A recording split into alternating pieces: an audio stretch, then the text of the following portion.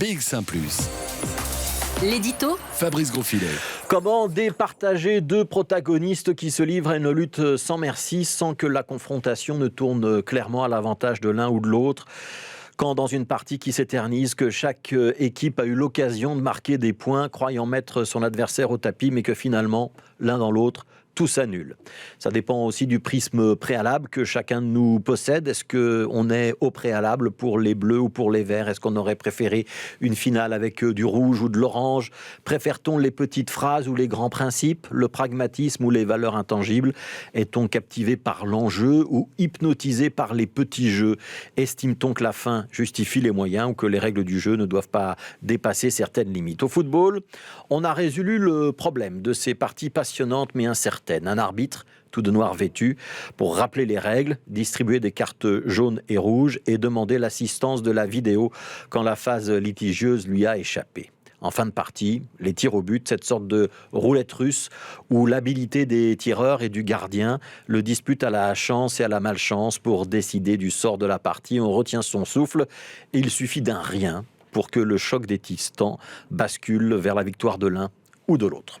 En politique, nous n'avons rien de tout cela. Pas vraiment d'arbitre, même si c'est au Premier ministre qu'il revient de mettre de l'ordre dans une majorité qui se déchire, et à l'électeur de renouveler ou pas sa confiance aux représentants de la nation en fonction des actions qu'ils auront pu mener.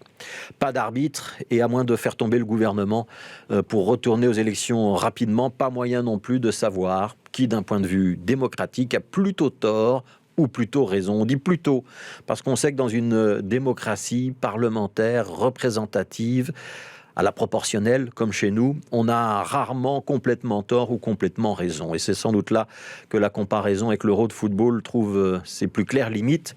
À vouloir un gagnant ou un vaincu, on transforme la politique en pugilat. Et la destruction de l'adversaire finit par l'emporter sur le débat d'idées et la recherche du consensus, voire même la simple construction d'un compromis qui n'apparaît du coup plus réellement possible. Alors ces dernières semaines, notre débat politique, ce match, s'est donc cristallisé autour de la nomination d'un commissaire de gouvernement, d'une commissaire de gouvernement.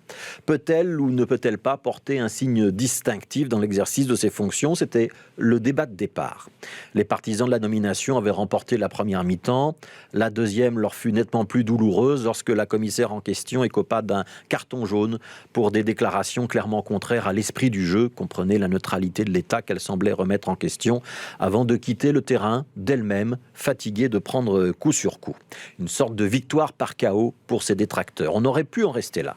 On aurait dû sans doute en rester là, avant que la Sûreté de l'État ne s'invite dans la partie avec un rapport confidentiel sur la commissaire en question. Sorti en 2 temps, ce rapport. D'abord le vendredi soir, pour dire qu'il existait des suspicions de lien avec l'organisation des Frères musulmans. La presse a relayé rapidement l'affirmation qui s'est révélée plus proche de l'accusation gratuite que de l'information bien étayée. Dimanche soir, une fois que les commentaires s'étaient bien déchaînés, deuxième salve, les liens avec les Frères musulmans ne sont pas du tout établis. Il semble qu'au contraire, la commissaire ne soit pas membre de l'organisation, en fonction de ce que c'est actuellement la Sûreté de l'État, mais qu'elle a pu être approchée par certains de ses représentants sans qu'on sache clairement son degré de clairvoyance dans ses contacts. On en est là. Et ce lundi midi, le Premier ministre nous indique qu'il ne veut pas nous en dire plus en raison de la confidentialité de ce rapport. On s'interroge encore un peu sur le rôle de la presse, qui a donné donc beaucoup d'écho à une information qui, 48 heures plus tard, paraît bien différente de celle qui avait été véhiculée dans un premier temps. Et puis on se dit que non, finalement la politique, ça ne peut pas être ça. Que les sélectionneurs qui se trompent de personnes, qui mettent le mauvais joueur au mauvais endroit, que les adversaires qui visent les tibias, que la presse qui prend parti et se comporte en supporter, que l'arbitre qui regarde ailleurs et qui paraît curieusement absent.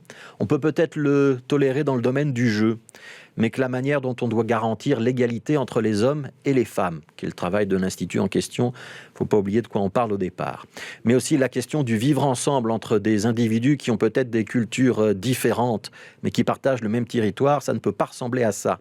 Et qu'à la place de la clameur des stades et de l'injustice des tirs au but, nous on préfère de loin que la politique retourne à ses fondamentaux, avec des discussions, des concertations.